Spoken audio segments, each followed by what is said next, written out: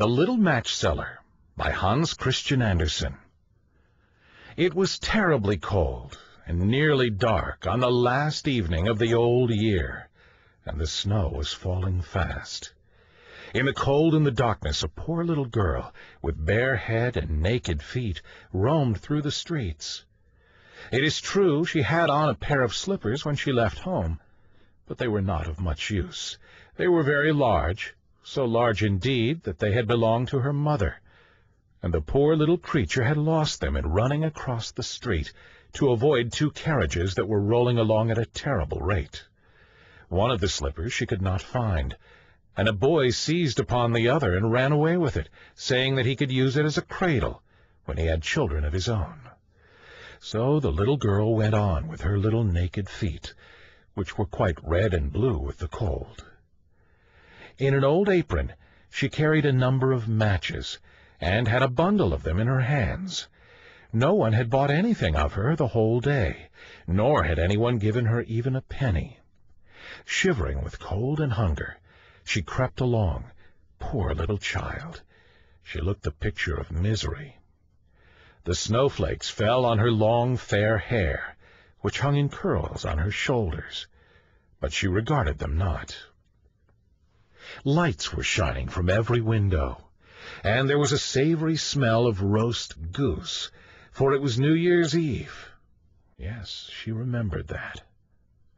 In a corner between two houses, one of which projected beyond the other, she sank down and huddled herself together. She had drawn her little feet under her, but she could not keep off the cold, and she dared not go home, for she had sold no matches, and could not take home even a penny of money. Her father would certainly beat her. Besides, it was almost as cold at home as here, for they had only the roof to cover them, through which the wind howled, although the largest holes had been stopped up with straw and rags. Her little hands were almost frozen with the cold. Ah, perhaps a burning match might be some good, if she could draw it from the bundle and strike it against the wall, just to warm her fingers. She drew one out. Scratch! How it sputtered as it burnt! It gave a warm, bright light, like a little candle, as she held her hand over it. It was really a wonderful light. It seemed to the little girl that she was sitting by a large iron stove, with polished brass feet and a brass ornament. How the fire burned, and seemed so beautifully warm, that the child stretched out her feet as if to warm them, when, lo, the flame of the match went out, the stove vanished, and she had only the remains of the half-burnt match in her hand. She rubbed another match on the wall. It burst into a flame, and where its light fell upon the wall it became as transparent as a veil, and she could see into the room. The table was covered with a snowy white tablecloth, on which stood a splendid dinner service, and a steaming roast goose, stuffed with apples and dried plums. And what was still more wonderful, the goose jumped down from the dish and waddled across the floor, with a knife and fork in its breast, to the little girl. Then the match went out, and there remained nothing but the thick, damp, cold wall before her. She lighted another match, and then she found herself sitting under a beautiful Christmas tree. It was larger and more beautifully decorated than the one she had seen through the glass door at the rich merchant's.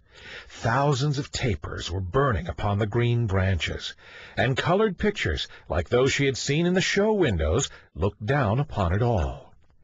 The little one stretched out her hand towards them, and the match went out.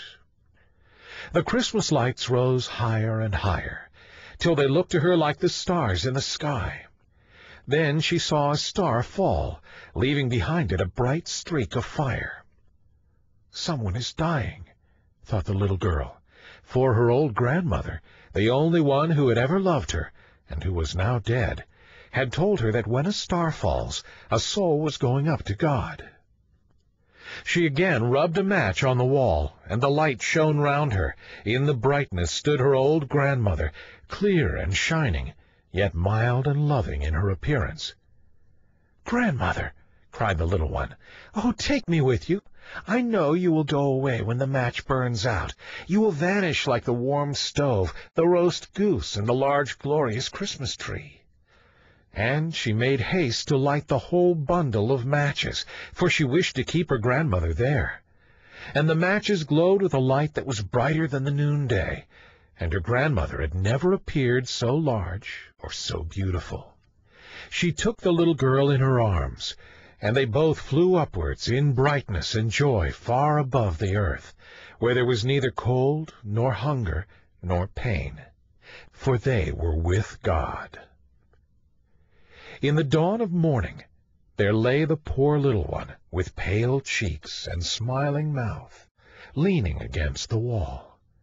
She had been frozen to death on the last evening of the year, and the New Year's sun rose and shone upon a little corpse.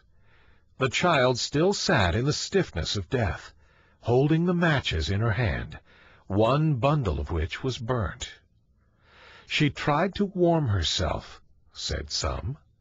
No one imagined what beautiful things she had seen, nor into what glory she had entered with her grandmother on New Year's Day.